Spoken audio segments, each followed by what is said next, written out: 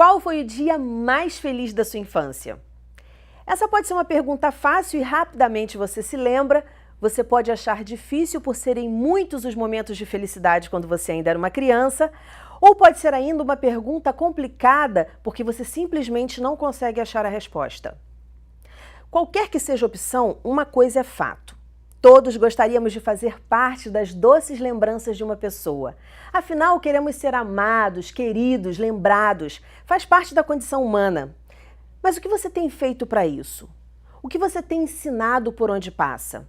Essa é a grande discussão de hoje. Então fique ligado nas histórias que ensinam. Nós vamos conhecer e debater livros, textos que inspiram, tudo para tornar a vida mais feliz. Se essa é a sua meta, prepare-se, está no ar o Educação!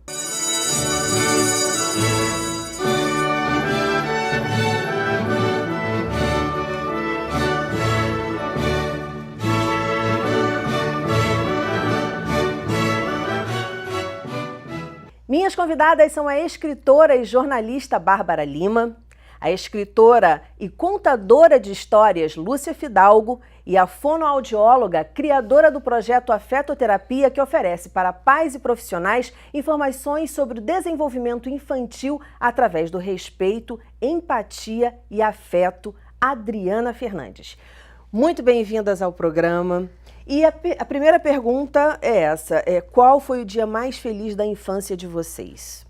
Pois é, acho que foram tantos, Dani, que é difícil assim pensar, mas já que a gente vai falar de leitura, de histórias, eu me lembro muito, eu sou filha de uma família, venho de uma família, né, de 6 irmãos, e eu lembro que quando a gente era muito frio, num lugar que a gente tinha casa, que a gente passava as férias, minha mãe juntava as camas. Eu não me lembro que a gente tinha 6 camas, talvez a gente dividisse as camas. E isso nunca foi demais pra gente. E era até bom dividir as camas. Então minha mãe juntava as camas que tinha e não eram 6. E a gente deitava naquela cama bem quentinha. Que eram 6 irmãos, né? 6 irmãos. E então a gente deitava ali e a minha mãe contava histórias. E eu pensava, meu Deus, aqui não tem 6 camas. E nós somos 6, como é que dá todo mundo? O afeto juntava a gente, as histórias também. E engraçado eu nunca mais vou esquecer que um dia ela contou a história da Branca de Neve. E na Branca de Neve, as camas dos 7 anões são juntas para ela se deitar. Só uma pessoa se deita nas 7 camas. E eu lembro que isso é um momento que eu gosto muito de lembrar da infância, porque era um momento do afeto, de deitar na cama, né? E ouvir uma história, ainda mais uma história que as camas se juntavam e que a gente estava ali os 6 juntos, dormindo todo mundo ao mesmo tempo, mas sonhando sonhos diferentes. Bárbara, Adriana, lindo, lindo, lindo. E aí, gente? Eu me recordo muito das festas de Natal, assim. As festas de Natal eu tenho muito vivo na memória e as brincadeiras com os primos. Porque os meus primos eram muito próximos, sabe? A gente passou muito tempo junto, como se fôssemos irmãos mesmo, né? Então eu me recordo muito das brincadeiras com esses primos e das festas de Natal, principalmente. Meu também acho que não tem um dia específico mais feliz também, mas eu lembro muito das viagens. Meus pais tinham muita manias, ideias, assim, de fazermos viagens pelos litorais. Então, fomos litorais de São Paulo, Espírito Santo, Rio também, sem destino. Então, a gente saía e ia parando nas cidades e na própria cidade encontrava onde dormir. Então, éramos eu, ele e meus irmãos descobrindo coisas novas, que lugares delícia. novos. Era muito gostoso. Não tinha destino mesmo, ele não falava pra você? Verdade. É uma pergunta que eu posso fazer agora numa reunião de família próxima, porque eu realmente desconhecia o destino, eu e meus irmãos. Adri, foi você que escolheu um dos livros que a gente está debatendo hoje, Isso. Que é o Bésame Mucho. É, esse livro aqui. Ele é o máximo, eu tô encantada, apaixonada, já li 2 vezes inteiro e toda hora releio pedaços.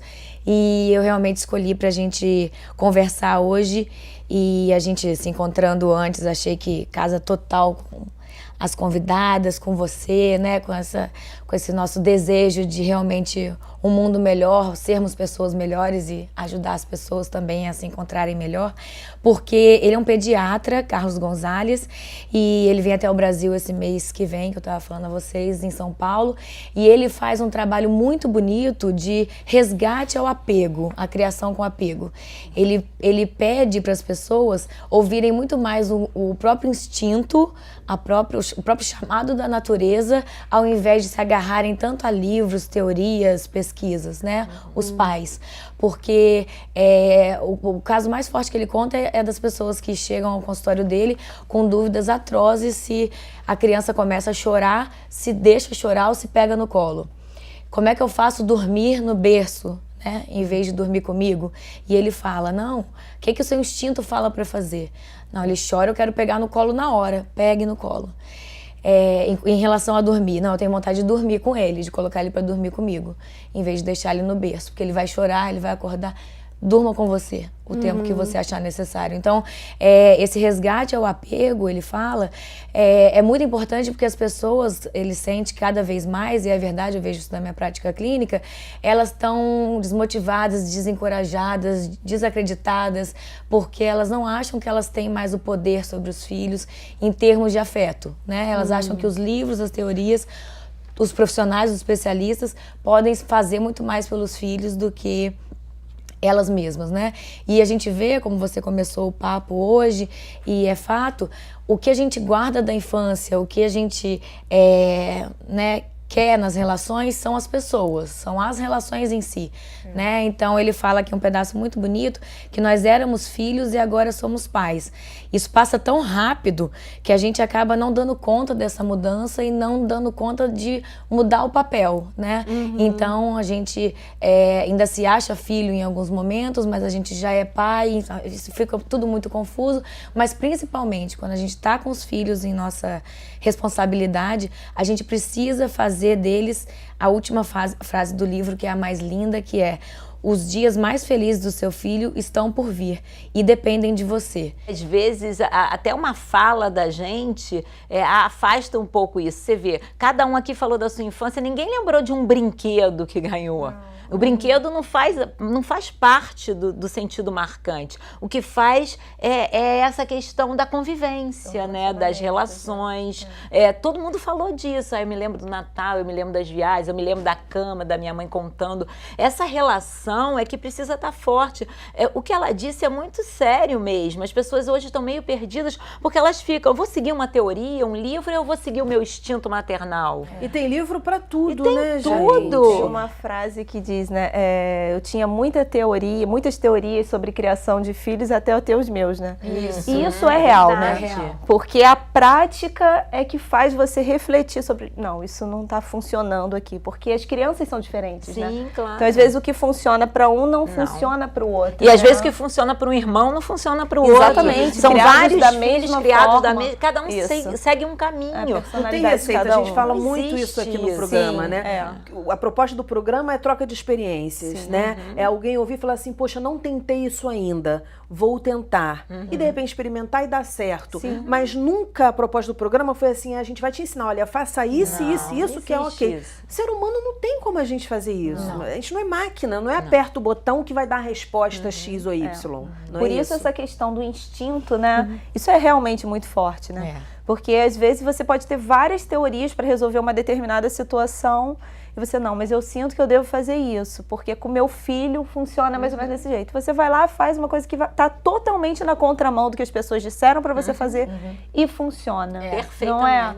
E se não funcionar, você fica tranquila com você, com a sua escolha. Sim. Porque o bonito de seguir o instinto, né? Uma das coisas mais bonitas, mais respeitosas de você seguir o seu instinto, é que você fica mais conectada com a sua essência, com quem você é. Sim. Você não está fazendo uma coisa porque você leu, porque o outro disse que você devia fazer. Isso. Você está fazendo uma coisa porque você acha que deve fazer, porque você sente que aquilo... Né? Você tem paz.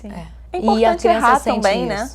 É importante Isso, você errar isso. e você aprender e você encontrar a sua forma de fazer as coisas, não é? Do que uma pessoa chegar e falar, não, mas você tem que fazer desse jeito. Isso. Sabe? Tipo, E às não. vezes a própria criança dá a pista pra gente, Sim, né? A com gente tá indo por um certeza. caminho e eles mostram meio que pra gente que não é por esse, Não é, né? exatamente. E às vezes até a própria literatura me ajuda nisso, né? Não é usar a Totalmente. literatura para algo, mas é que a literatura, essa questão do ler é tão fascinante, porque o ler nada mais é do que interpretar esse mundo. A criança vem querendo, ela já vem lendo o mundo, né? É quem é você, né? Ela chega numa escola, às vezes a escola desconhece todos esses saberes que ela traz com tanto sabor. Né, que é a coisa da casa, da família, do cotidiano dela. A gente tem que respeitar isso. E aí, para os pais que se sentem afastados dos filhos, eu queria dicas de vocês, até de como vocês, em algum momento, de repente, lá na infância ou na adolescência, estavam afastados e qual seria o gatilho para vocês, ou qual foi o gatilho para vocês, para os pais que se sentem desconectados dos filhos, por uma questão ou por outra. Qual é a dica que vocês diriam para eles?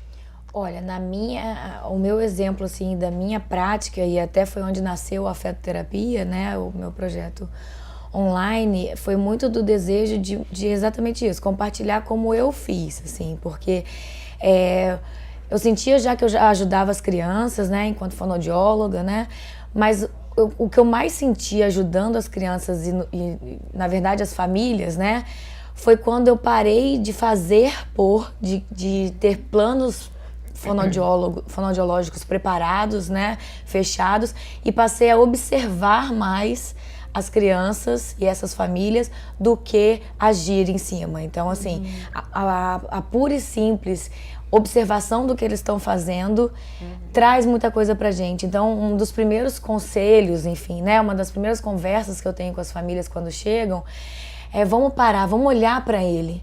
Vamos ver o que essa criança, o que seu filho escolhe de objeto aqui, o que ele escolhe fazer nesse lugar novo, como é que ele vai reagir diante de uma pessoa nova, que sou eu. E é uma coisa de vida, né, Adriana? Que a gente não está acostumada a fazer com ninguém. Não. As pessoas estão falando muito. O que você está falando? Você está contando pra gente que é necessário escutar. Né? Quando se observa, você está escutando em vários aspectos. Isso. E assim, eu acho que a gente não está muito acostumado a escutar. As pessoas querem falar de si, querem falar das suas angústias, querem desabafar. Isso a gente vê na rua, no trabalho, com os amigos, em casa, né? E a gente para muito pouco para escutar. Então esse é um bom exercício. E é dar a voz para essa criança, né? Eu escrevo também, né? E conto histórias. E sempre assim, quando eu vou num lançamento de livro meu, ou então depois que meu livro é adotado e eu vou conversar com essas crianças, eu fico surpresa com as coisas que elas vão dizendo para mim em relação àquela leitura, coisas que eu nem tinha percebido e que eu nem imaginava que uma leitura mexesse com isso. Então, nesse livro que eu falo sobre, que se chama O Dia em que Minha Avó Envelheceu, né? Que eu falo sobre a relação da neta com a avó, como é que ela está preocupada com essa avó que vem desaparecendo, no sentido de que ela está envelhecendo e está esquecendo das coisas. Eu recebi cartas das crianças, e-mail. E aí a gente vai parar, porque esse é exatamente o gancho para o segundo bloco, a gente vai para o intervalo, você segura para ver que cartas que ela recebeu, você vai ter uma surpresa. Não desgruda.